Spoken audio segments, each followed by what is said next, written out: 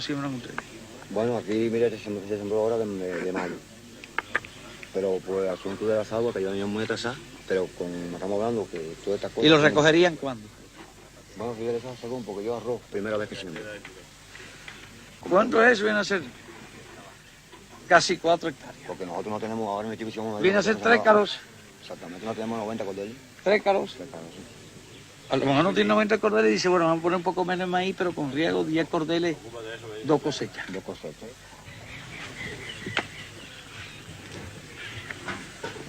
La otra, la variante, es hacerlo como lo hacemos nosotros. En seto y el gandul en el medio. Entonces ya no es de gandul con café, sino de café, que tiene gandul, bueno, más o menos. Cette inspection rurale ne ressemble ni à une campagne électorale, ni à un voyage officiel et protocolaire. C'est le rallye champêtre, avec cuisine roulante et escorte de sécurité très décontractée.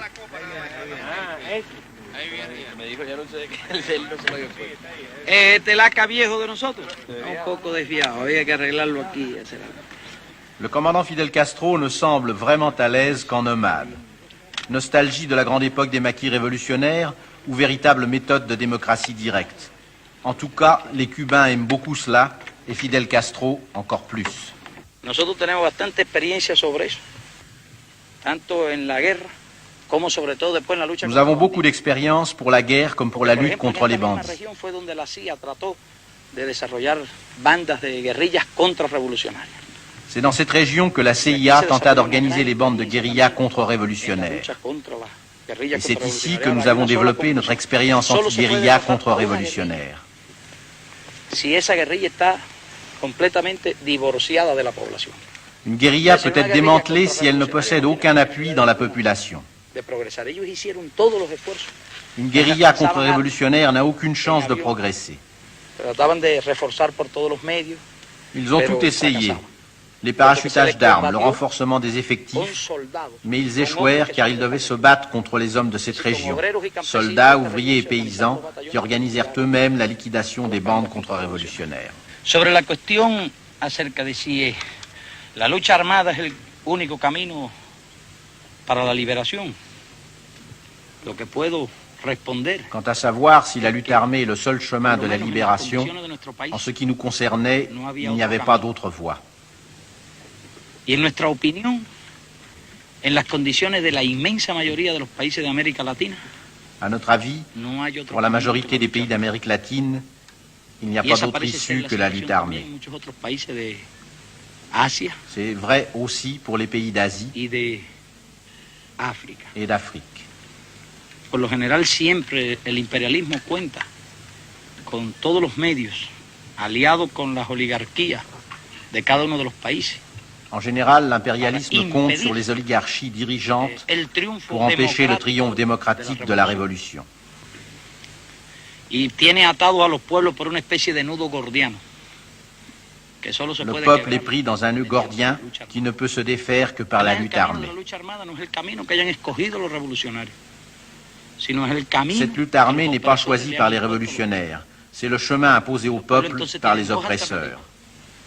O doblegarse o luchar.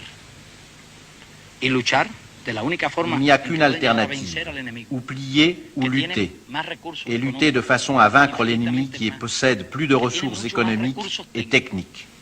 Vietnam le ha demostrado definitivamente al mundo y a todos los revolucionarios y a todos los pueblos que se enfrentan al imperialismo. Le Vietnam a démontré que même avec les techniques les plus modernes, les armées les plus puissantes et les plus nombreuses, il est impossible de vaincre un mouvement révolutionnaire guérillero appuyé sur le peuple. Bien armado como el que ha organizado Estados Unidos en Vietnam, es posible aplastar el movimiento revolucionario guerrillero apoyado en el pueblo. No creo que nadie dude hoy día de que el ejército de Estados Unidos ha fracasado en su guerra contra. Personne ne doute aujourd'hui que les États-Unis échouent dans leur guerre contre le peuple du Vietnam.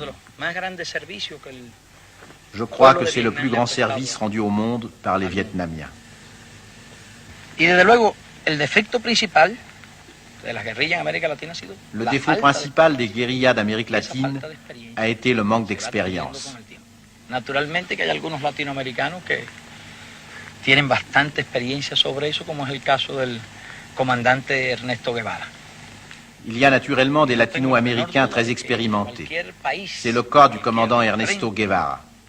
Guerrillero de América Latina. Je ne doute pas, en quelque pays qu'il soit, sur n'importe quel front guérillero d'Amérique latine que ce soit, que l'on puisse compter sur la coopération du commandant Guevara et suivre ses principes de lutte. Il y aura un résultat. Il n'y a pas d'échec possible si la technique et l'art de la guérilla sont appliqués totalement.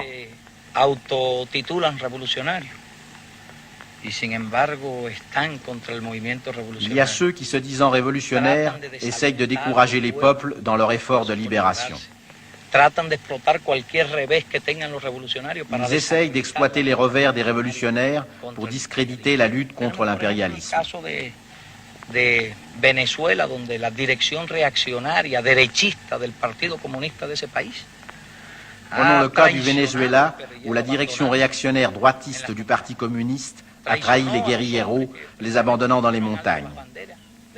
Elle trahit les hommes qui continuent à lutter pour la révolution.